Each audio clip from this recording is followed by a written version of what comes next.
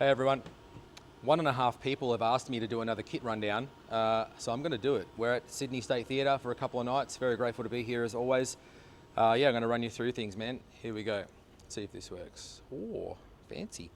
All right, cool. We've got the Pearl Crystal Beat that we're still running. Been running that for about 5 years. We're about to change up to wooden shells again, but Pearl Crystal Beat. We've got the frosted shells because with the drum lights, it just sort of helps diffuse the light a bit more. With the clear shells, it just looks like there's a couple of halos, but with the frosted shells, it really just makes the whole drum sort of glow, so that's kind of cool. Got a Pearl Sensitone snare, 14 by 5.5, just a regular Pearl snare down there, where are we? Regular Pearl snare as a backup. Pearl pedals as well, the Redline Eliminators, they're awesome. All Pearl hardware, obviously. And we're running the Pearl Icon rack as well. This year I changed it up in terms of the touring kit. We had, like standard sort of like, the typical death metal double bar rack setup going on, but I didn't like that. So we changed it up now. We're just mounting the everything from the sides.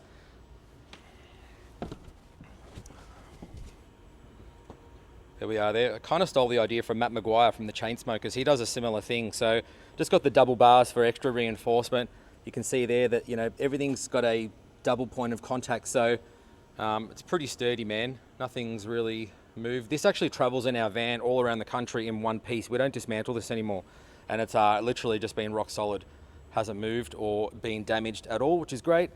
And the reason for the sidebars and mounting everything from the sides is so that see, like the toms just kind of look like they're floating, which is really, really nifty in my opinion.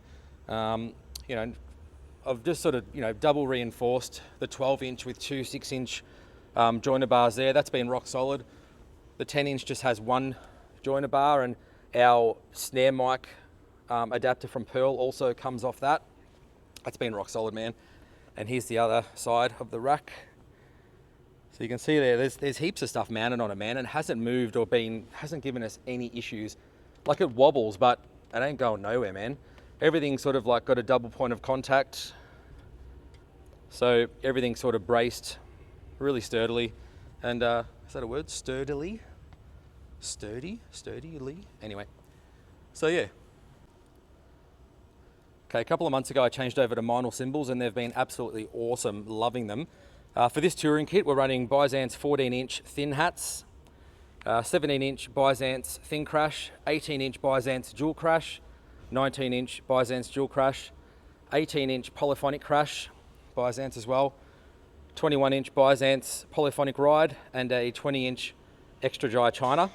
And I'm just absolutely loving these. Okay, been running Vic Firth for ages, been running the 2Bs for many, many years. They're just really sturdy, durable. Let the stick do the work, man. That's why I use them. Some people reckon they're too heavy, but they feel fine for me. Okay, for heads, we're running Remo pinstripes on the top of the toms for the batter side and ambassadors for the reso side. Kick drum is Power Stroke 3, and also the dummy kick drum on the left is also a Power Stroke 3. That looks a bit weird, but realistically it's more of a strategic thing. So if for some reason I went through that bass drum, which is absolutely impossible with a kick patch, but never say never, we can literally just swap out the bass drums and then I've got a perfectly functional, tuned and ready to go bass drum over here anyway. Snare drum head at the moment is a Power Stroke X, but I usually run the P77s and then obviously just a hazy on the bottom. Okay, I've been running these Porter and Davies thumpers for years and years now. I got 3 of them, man. They're just so good.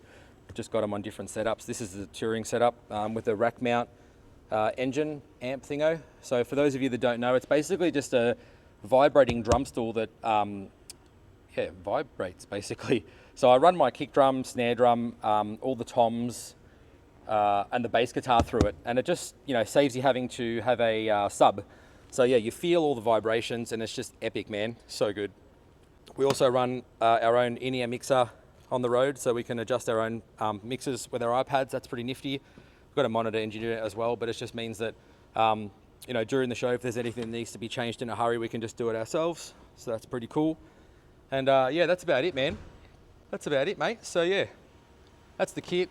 But yeah, we're moving to a wooden kit again pretty soon. So this is probably the last one you'll see on this Crystal Beat. But yeah, if you've got any questions, put them in the comments below and I'll answer them. All good, man. I'm a drum nerd. I could talk drums all day, so ask away and I will happily reply. All right, guys. Cheers.